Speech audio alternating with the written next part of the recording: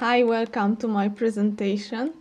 The title is PE-sieve, an open source scanner for hunting and unpacking malware. And my name is Alexandra. In the internet, I'm known as Hasherezada. This is my profile. And I work as a malware analyst and technical blogger at Malwarebytes. I have also my own small business, so I'm a contractor. Due to the fact that InfoSec and malware analysis is my passion and also programming, I spend a lot of time doing my own side projects, and I'm an open source developer and free software developer. Most of my applications are somehow related with reverse engineering. And today I will tell you a bit about one of them, which is PE-sieve. But apart from this, I have also others. For example, PBear, that is a viewer and editor for PE files. And today I will also dedicate a bit few slides to it because it can cooperate with PE-sieve as well, and many others. And all of them you can find on my GitHub.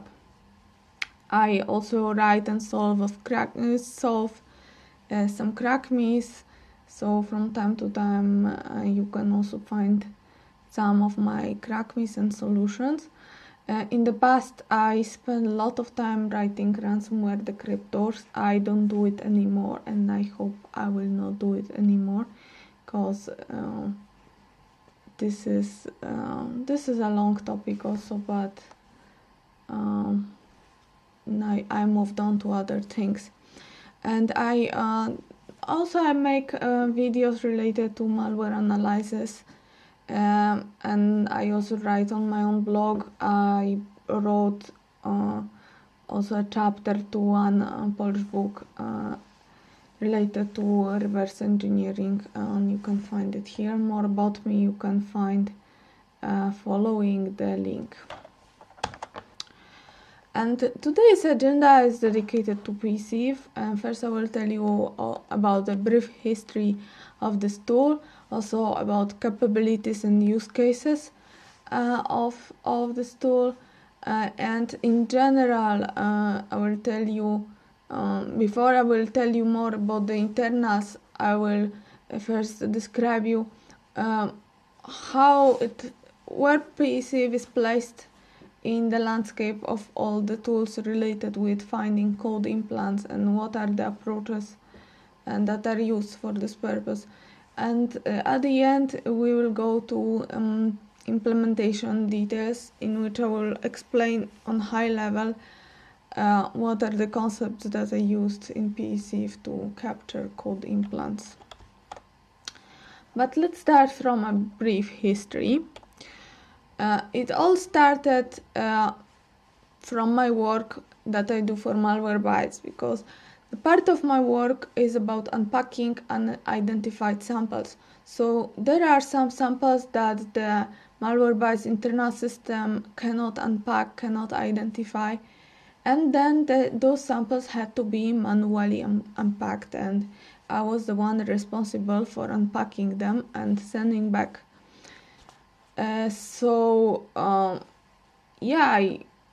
This basically was my workflow as it is shown on the graph.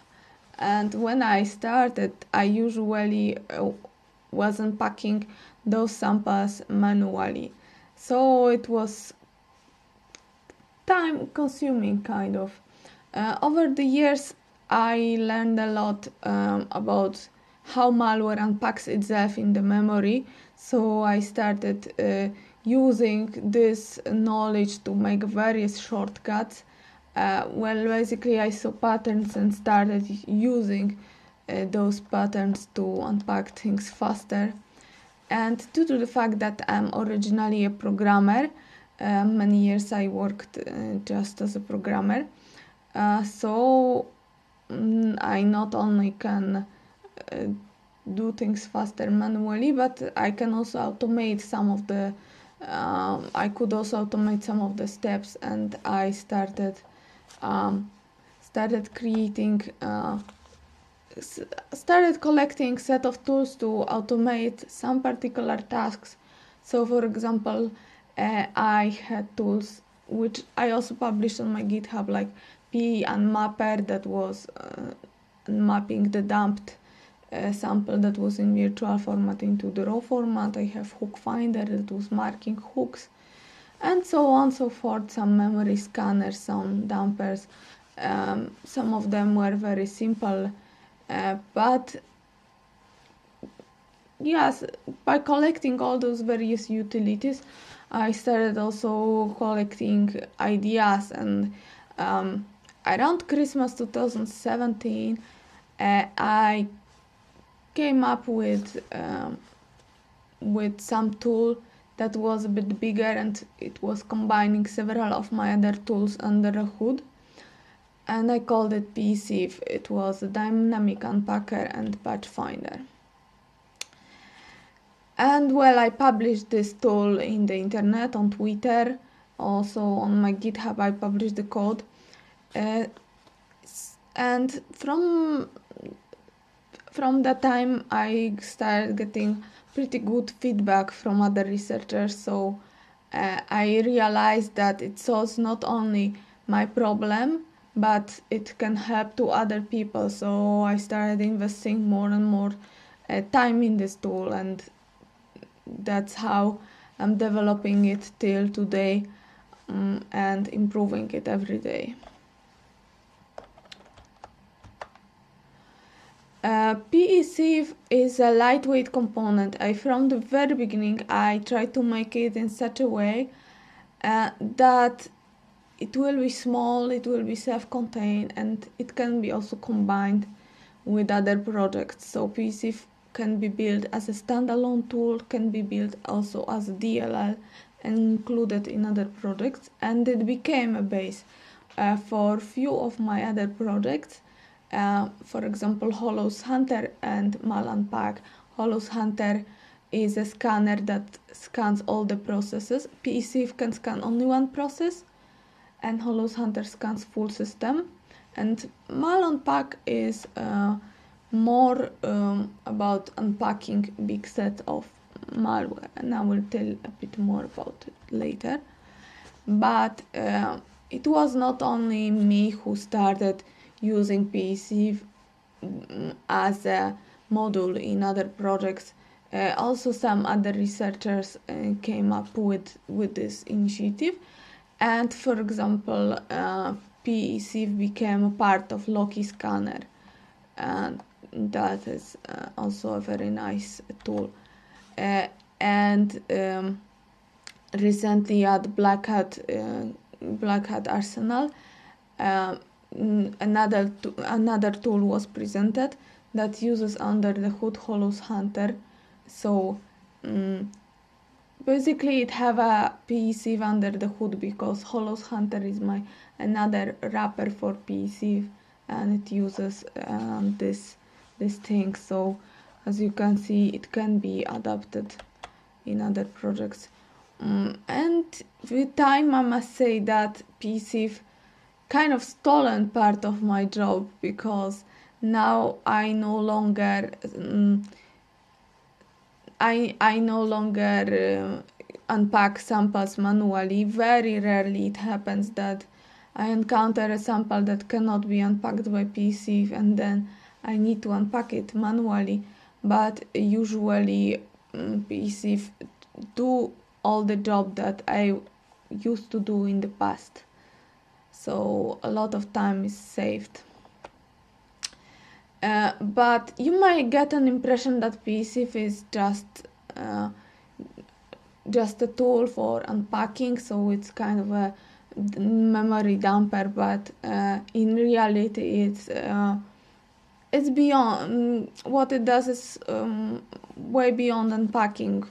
It not only dumps the code, but also it finds the implanted code. It can reconstruct the corrupt payloads, convert PE files into a raw format so that they can be easily loaded by other tools, and points where hooks or patches are installed in the code. Now I will tell you more concrete examples how PE-sieve can help in automating daily tasks. So we will see also some use cases. Summing up, PE-sieve capabilities are like this: that it works on a live system. So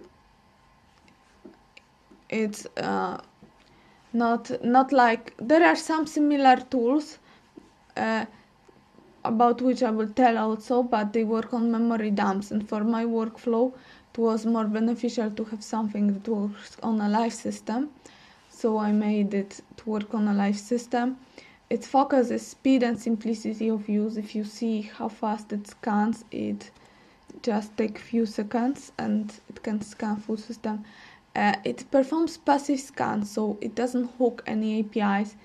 If you have a malware that checks for certain hooks in the memory, well, it may alter the behavior of the malware. But due to the fact that PE-sieve does not affect the process that it scans, it cannot be detected just by the tool so easily. And it can be used post-infection, so no matter what was the method of the infection, how the code was injected, PE-sieve will detect it by other ways. And as I said before, it generates material ready to be analyzed. So it's a good tool for malware analysts to collect materials, not only mark that this process is shoddy, but what exactly is happening there. It will sieve out the material that is suspicious and show you. This is the schema showing how it works on high level. So we can select the process that is suspicious to us, that we want to scan, give it speed to PE-sieve, and PE-sieve will scan it, dump the implants if there are any, and we can analyze them further. What exactly is the material that it can dump, it can detect? It detects inline hooks. It detects also some self-modifying PE files or packed PE files, also replaced processes such as by various methods such as process hollowing, process doppelganging, manually loaded PE files, and also if you run it with a parameter, it can detect shell codes. And I must emphasize what PE-sieve is not, so that it will not create any misconceptions. So for sure, the material that PE-sieve collected needs to be analyzed still by a technical person, so it does not give ready answers whether this process is infected or it is not. It just shows what are the indicators that give some that may require to be looked closer. So it collects raw material. It does not do automated classification, and at the conceptual level, it is kind of similar to GMER, which also detect some indicators. GMER is more towards detecting rootkits, and PE-sieve is more towards detecting code implants and collecting them. So some concepts are common, but not all. And as I said, also PE-sieve works on a live system, so it is not a tool that can analyze, that you can use on a memory dump. Maybe in the future I can make a variant that also analyze memory dumps, because some people are asking me about it. but currently I designed it just for my workflow, so for working on the live system. And for analyzing memory dumps, I would just recommend you to use volatility with the plugins, because there are some plugins which overlap in functionality with PE-sieve, although they are not identical. And here I prepared some schemas showing how it may look, how the material dumped by PE-sieve may look. So here the process was scanned and several things got detected inside. So we can see some executables being dumped here. One executable that is without a name, with just name is made of the address where it was mapped. So it is it means it's an implanted PE file that was manually loaded and not related with any module, any mapped name. And here we can find SVC host executable along with the tag file. So this SVC host has been patched in the memory, and the tag file will precisely describe where the patches are. So if we load this this SVC host exe to some disassembler, we will see the patched version of it. And the tag file will help us find where the patches are so that we can see them closer. And my other tool, PE-bear, directly support these tags and marks them with a star, so and we can go through them very easily and see what was patched. And in this case we can find out that this hook is installed at the entry point of SVC host, and it redirects to this implanted executable. So just the flow was hijacked and it's redirected into the implant. As I said, it detects inline hooks. So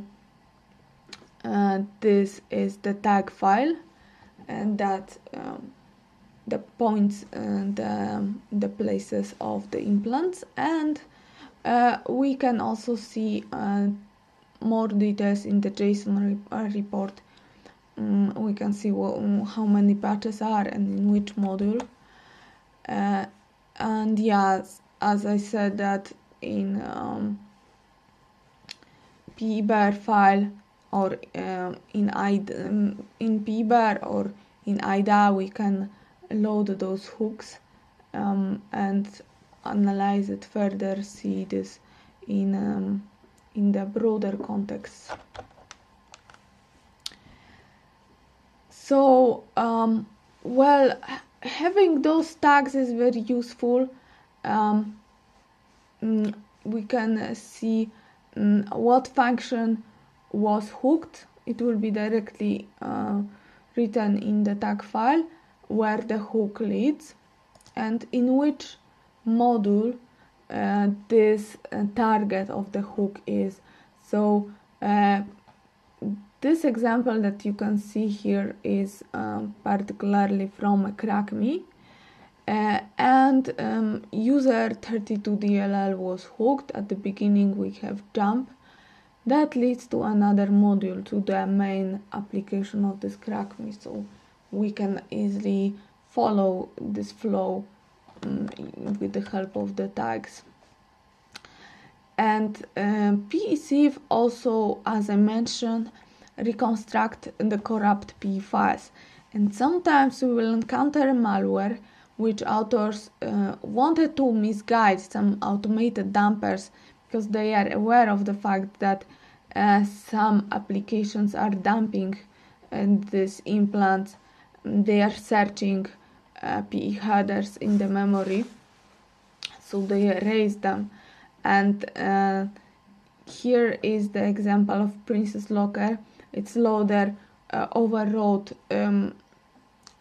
PE at the beginning of the PE file with the trash, so that automated tools will have difficulty with finding it. But still, PE-sieve have some heuristics built in that allows it to find some artifacts, some leftovers of these PE headers, and on their base the full PE header will be reconstructed. And the video is on my YouTube channel. I will not manage in time to show all the videos that I have, but you can see at my channel. And a similar situation is shown here. This particular case is from Emoted, and the import table of the file was erased, so all the names and names of DLLs and names of functions were erased after loading. And when we dump these files, we will have difficulty in reconstructing it, but PE-sieve takes also care of this so that it will be automatically reconstructed. So main use cases where PE-sieve can be helpful is obviously unpacking malware, and then we can scan a selected sample, a single process with PE-sieve, and it will just dump the implants from the single process. But sometimes we may have a need of scanning full system and detect all the hidden implants. So there is another tool which uses PE-sieve under the hood, Hollows Hunter, and it will scan the full system. Sometimes we may have just one big set of samples that we want to unpack one after another in automated way. I encountered this case also, so I made another tool that is mal-unpack. It's maybe not as mature as the other tools because I just started making it, but it works, and you can see it on my GitHub following this link. And here I prepared for you some demos. First, I will show you on PE-sieve versus process doppelganging. And let's start with the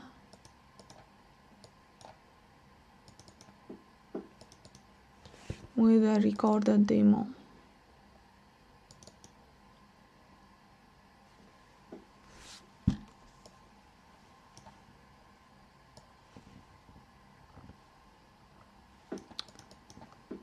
Yeah, so I have here a recorded demo. I'll show it from the beginning.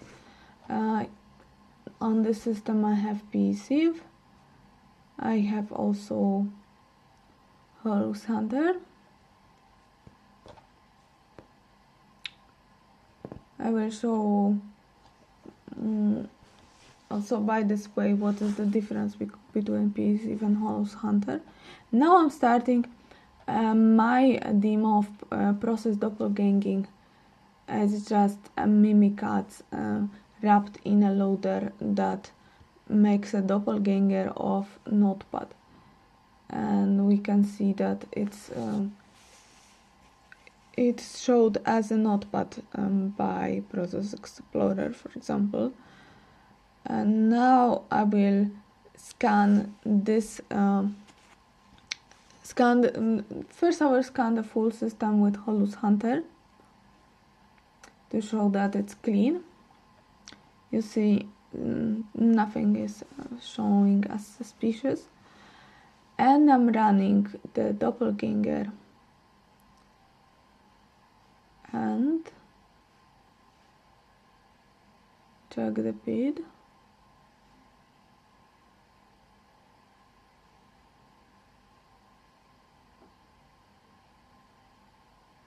Let's scan it with PE-sieve.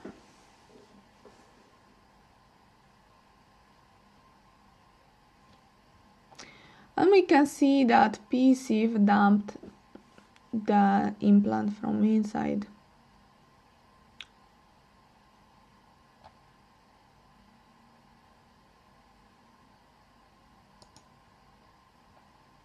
oops,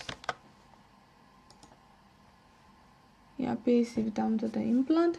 And there are two indicators, two things why this file was suspicious. First of all, there was mapping was atypical, and also header scan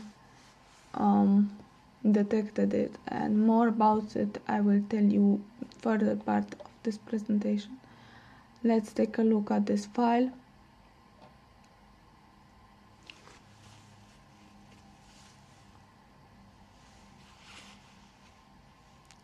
We can see that, yeah, this was the wrapper, and this is the internal. We can run this Mimikatz that is dumped from inside now, and we can see now it is shown as Mimikatz.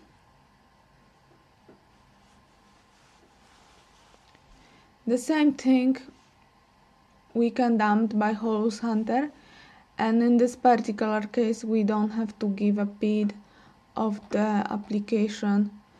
It will scan all the running processes and it will find the process that has the implant. So it will dump the same thing, but in contrast to PE-sieve, Hollows Hunter finds the process by itself, by its own. And another demo that I have for you is about Finfisher.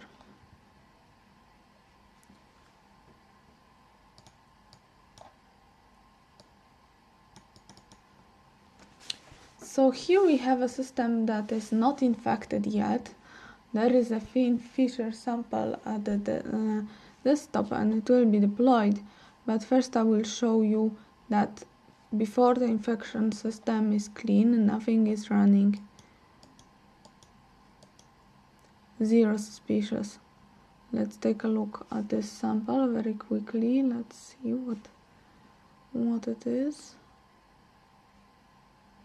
And now I'm gonna run this sample, and Finfisher has a lot of things inside. It has hooks, it has shellcodes. But first let it run.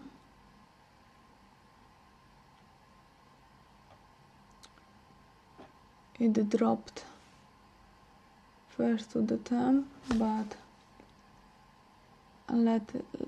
let's have it fully invisible. It loaded itself, injected into other processes, and the original sample terminated and deleted itself, so we cannot find here any process of suspicious name. So I'm starting Hollows Hunter and we directly can see that it's dropping something, and quite a lot of stuff it is dropping, because many processes has been, almost all the processes has been infected with Finfisher, and we can find the reports and the implants, DLL that was injected.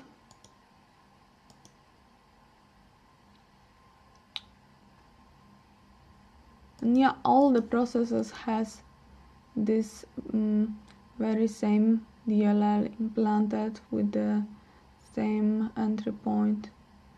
We can go through all of them, but it's not something new we can do. And now I will scan with some other parameters, with hooks and with shell, and also with kill parameter that kills all the infected processes, all the suspicious processes after the scan. So let's dump it.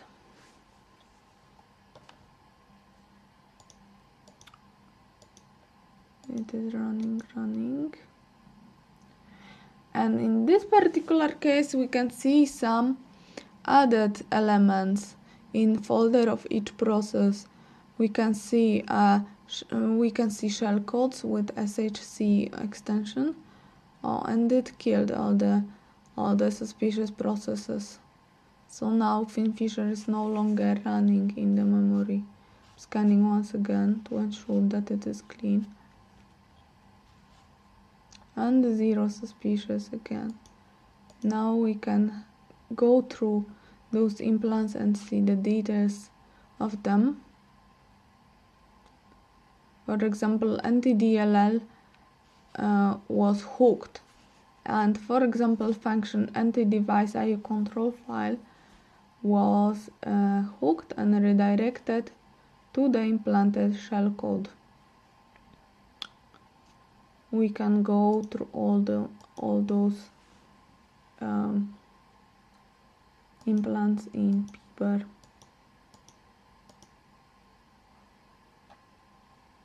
Okay, so this was the second demo. You can also find them on my YouTube channel. They are hidden links, but you can follow them by this way.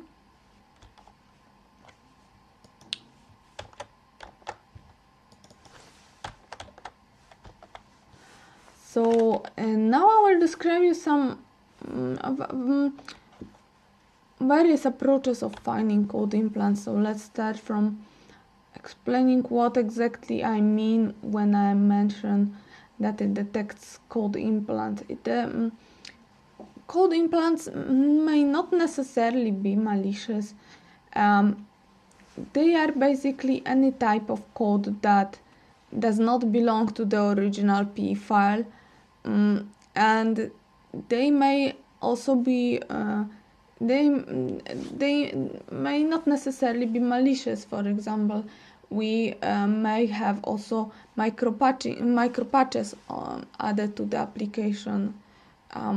We can have some shims that are not necessarily malicious. Also, when the executable is packed or self-modifying, the code in memory will not be the same as the code of the executable. So it may be some suspicious indicator, but not necessarily it is malicious. The same is with hooking. Hooking can be done by userland rootkits but also for legitimate purposes, for data interception, for sandboxes, and also antivirus products may hook some functions in order to monitor them. Another case of implants is when the running process is infected, and those are more specific to malware, because malware infects process just to run their code under the cover, and there are many techniques that are used for this. The most common, I think, is process hollowing, also run PE, manual PE loading. They have various variants, including reflective DLL injection. From newer techniques, we can have process doppelganging, or there are also we have also seen in wild some combinations of the multiple techniques. For example, transacted hollowing that combined process hollowing and process doppelganging in a new sequence of functions. And the common approach used by many antivirus products is by monitoring and blocking API calls.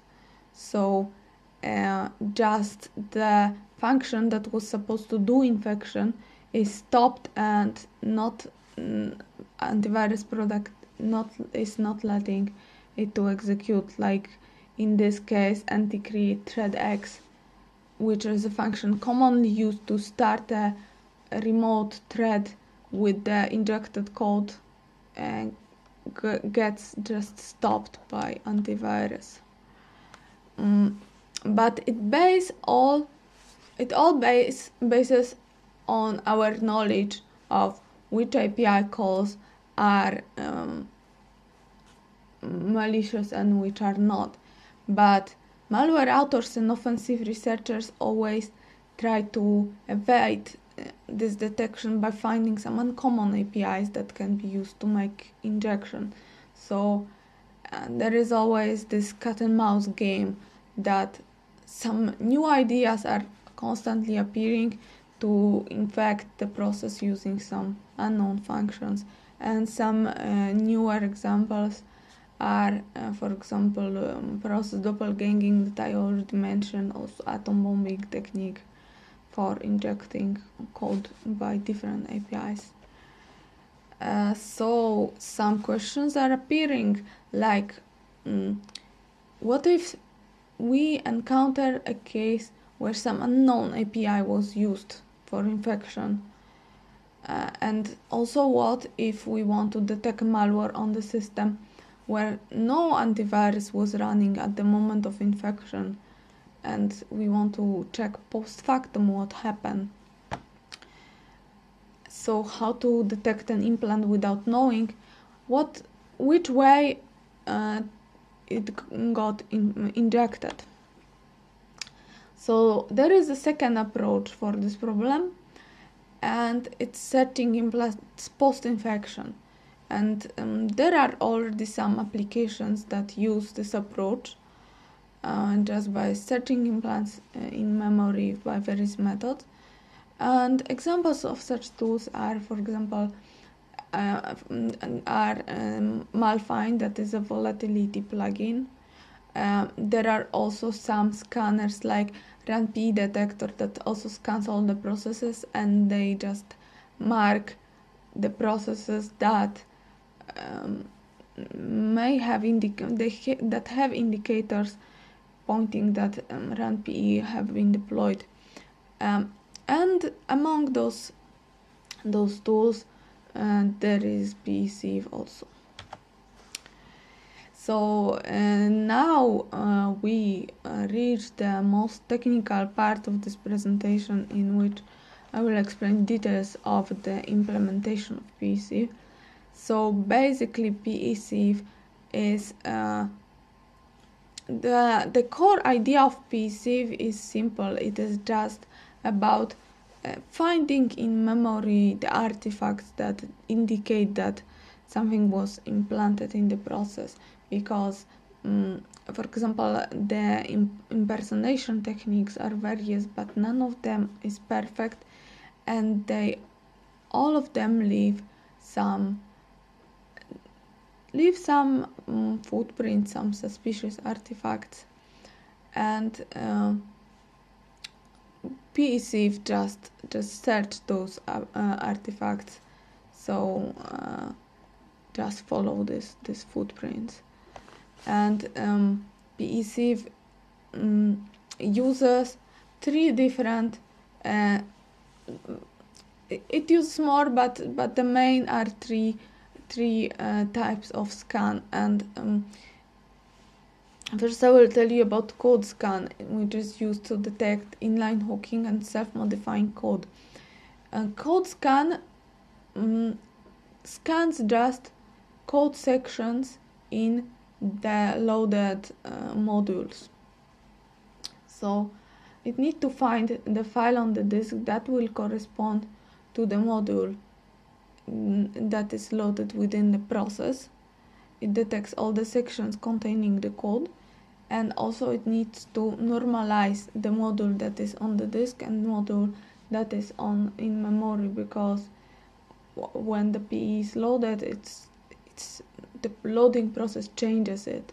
So we need to have both of them in the same format, and then we can compare it like it is shown here. We can compare the code of the PE in memory and PE on the disk, and we can see, for example, here the beginning has changed, have been replaced with the jump. So once we found the difference, then other filters are added to analyze what exactly this difference is, what does it mean, is it a hook, is it a other sort of patch, and where it leads. And after analyzing it, this this information is stored, and the tag is generated for the particular patch, pointing what was hooked, where is redirected, what is the size also of the patch. Another scan is a header scan.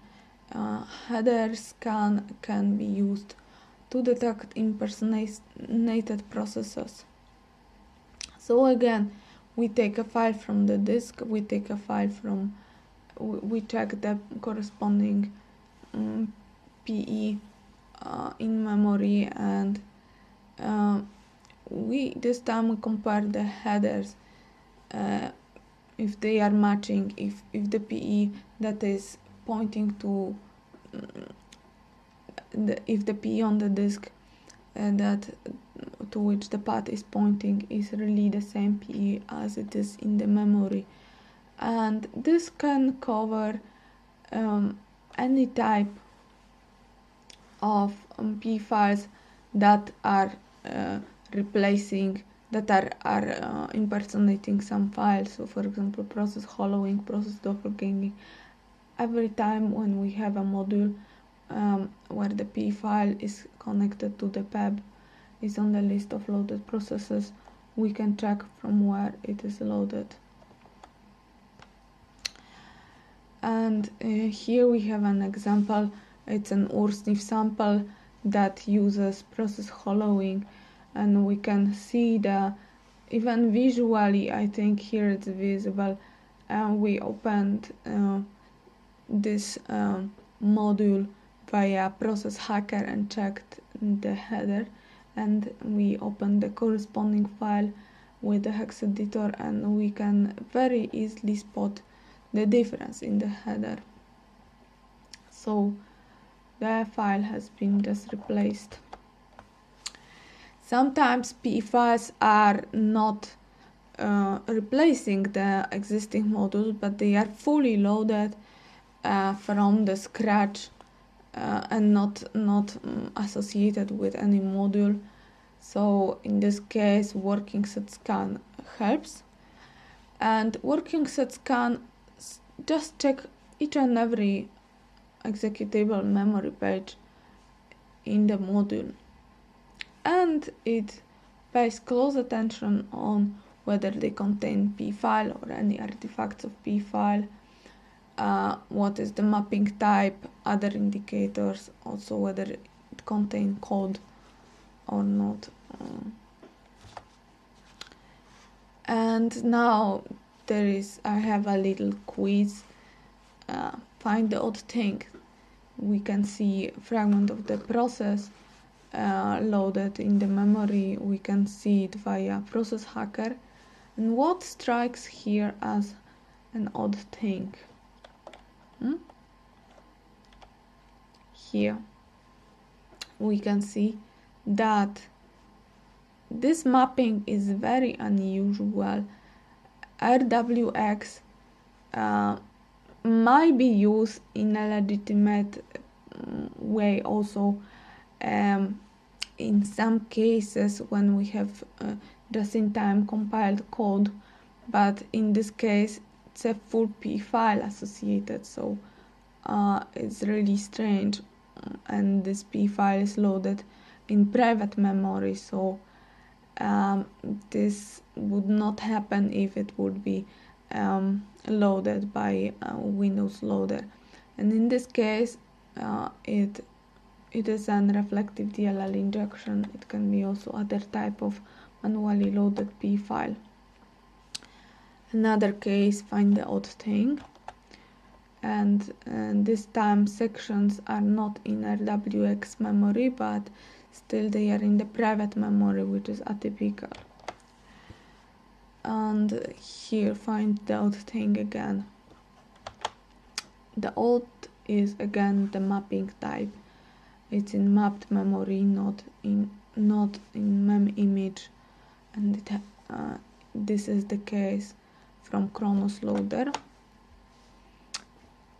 And here, this is a more tricky case, but still not as tricky if we look closer. Yes, it's true, the PE is in a mem image. However, if we look closer, we see that all the normally loaded P files are associated with some mapped module, and this one is not, because it was loaded from a transacted file. And this happened because it's process doppelganging. So, summing up, the PE-sieve is a tool that detects anomalies, dumps payloads from the memory, reconstruct corrupt payloads. I'm trying to document it. It's also evolving. You can find more information about the tool on my wiki page. There are many things that I want to improve in this tool. I want to expand its functionality to detect also IAT hooks and EAT hooks, other types of injection. For example, classic DLL injection detection. This is more trickier, but I have some ideas and I will be working on this. And the important thing is whitelisting non-hooks, because now if the antivirus product is installed on the system and it hooked some processes, PE-sieve will detect those hooks and it can create a lot of noise. So I want to make a whitelisting functionality so that we can filter out which hooks we want to see and which hooks we don't want to see, to have a clearer view. Obviously, I welcome all the ideas, bug reports. I'm trying to respond on bug reports as soon as possible. I usually respond in 48 hours, maybe faster, so it's worth to report. And thank you very much for your attention. You can rate my talk following this link, and see you next time, hopefully.